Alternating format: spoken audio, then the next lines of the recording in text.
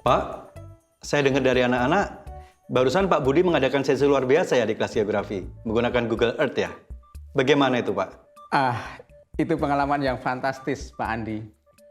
Kami melancong ke Grand Canyon, bahkan mengunjungi Kutub Utara, Pak. Wah, seru ya.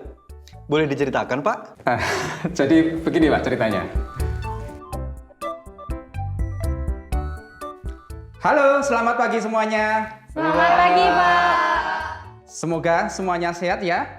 Amin. Hari ini kita akan mempelajari tentang faktor geografis dan kebudayaan dunia. Wah, asik. Oh iya, Pak. Kemarin katanya Pak Budi janji kita mau jalan-jalan ya, Pak? Yap, betul sekali. Hari ini kita akan pergi karya wisata, tapi di kelas. Pak, maksudnya gimana itu, Pak? Ya, berarti kita nggak jadi pergi dong, Pak. Tenang dulu.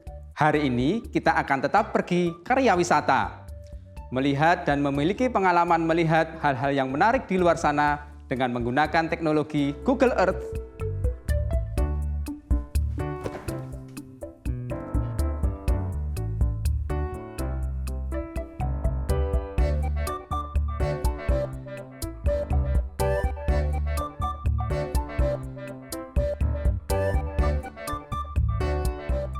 Wah, kelihatan dalam juga ya, Pak, jurangnya? Ya, betul sekali. Grand Canyon tidak hanya indah, tetapi memiliki ciri khas geologi yang sangat menarik. Lapisan batuannya terbentuk selama jutaan tahun oleh sungai Colorado. Berarti prosesnya lama banget ya, Pak? Ya, betul sekali. Proses geologis ini memakan waktu jutaan tahun, bahkan mungkin lebih. Kalian bisa melihatnya secara jelas tanpa harus berada di sana secara fisik dengan menggunakan Google Earth ini. Sekarang kita akan berpindah ke Kutub Utara. Wah, terlihat sangat luas dan sangat dingin ya, Pak?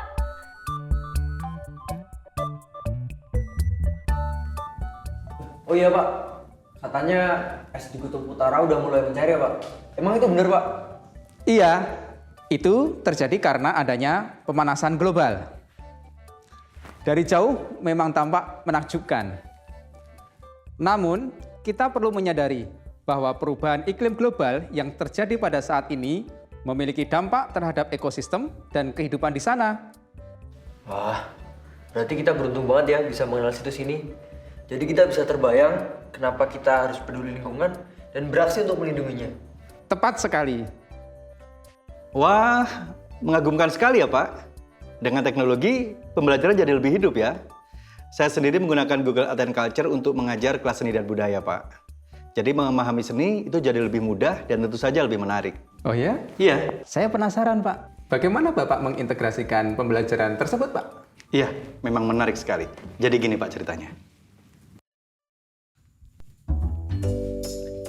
Nah, sekarang setelah tadi kita mempelajari karya-karya tersebut dari teks, bagaimana kalau kita berkunjung ke tempat di mana karya-karya tersebut berada? Wah, asik. Negeri kita.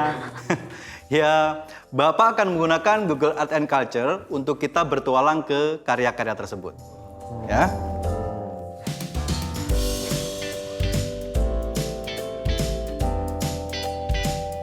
Nah, pertama kita akan ke Museum The Louvre. Wah, itu Mona Lisa ya, Pak?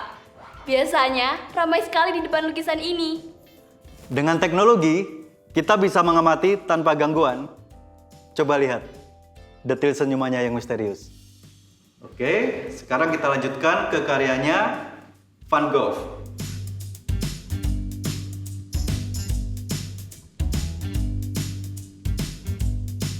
Wah, setiap goresannya penuh emosi ya, Pak.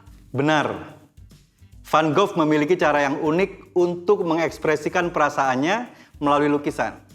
Nah, dengan teknologi, kita juga dapat melihat detail-detail seperti ini. Seru bukan? Seru.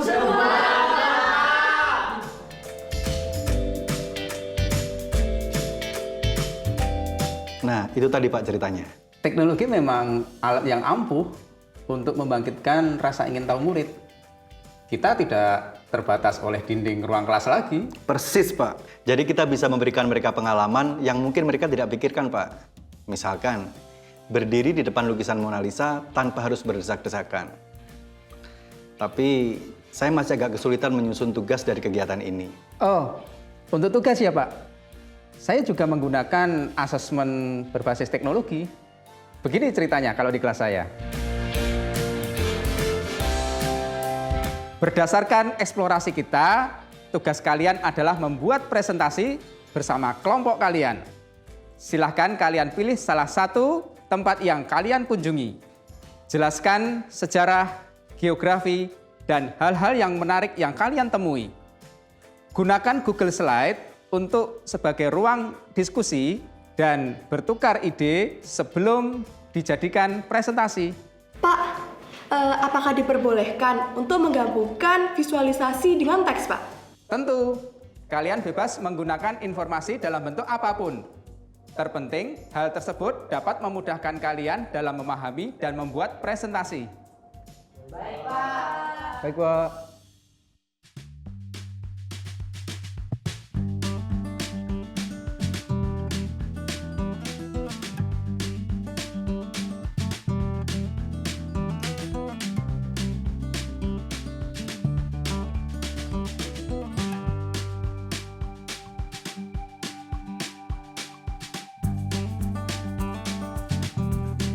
Oh, benar juga ya. Jadi kita bisa menggunakan asesmen berbasis teknologi untuk pemberian tugas dari kegiatan seperti tadi ya, Pak? Yap. Tapi Pak, kita perlu perhatikan langkah-langkah berikut untuk antisipasi tantangan field trip virtual yang mungkin terjadi. Pertama, sesuaikan field trip virtual dengan capaian pembelajaran dan tujuan pembelajaran yang dipelajari untuk meningkatkan pemahaman materi. Kedua, lakukan uji coba pra-pelaksanaan untuk meminimalisir hambatan teknis. Misalnya, terlebih dahulu menjelajahi fitur-fitur di Google Earth atau Google Arts and Culture seperti fitur pencarian atau memperbesar, memperkecil halaman. Ketiga, gunakan metode diskusi kelompok, proyek, atau kuis interaktif yang relevan untuk meningkatkan partisipasi murid. Keempat, fasilitasi refleksi untuk menghubungkan pengalaman dengan pelajaran dan kehidupan nyata. Perlu kita ingat, tujuan akhir kita menginspirasi murid, memperluas wawasan mereka, serta membekali mereka dengan pengetahuan, keterampilan yang bisa digunakan untuk menghadapi dunia yang selalu berubah, Pak. Dengan teknologi adaptif, kita tidak hanya mengajar, tapi juga membuka jendela dunia bagi para murid kita. Wah, saya sangat setuju itu, Pak. Terima kasih sudah berbagi pengalaman ya, Pak.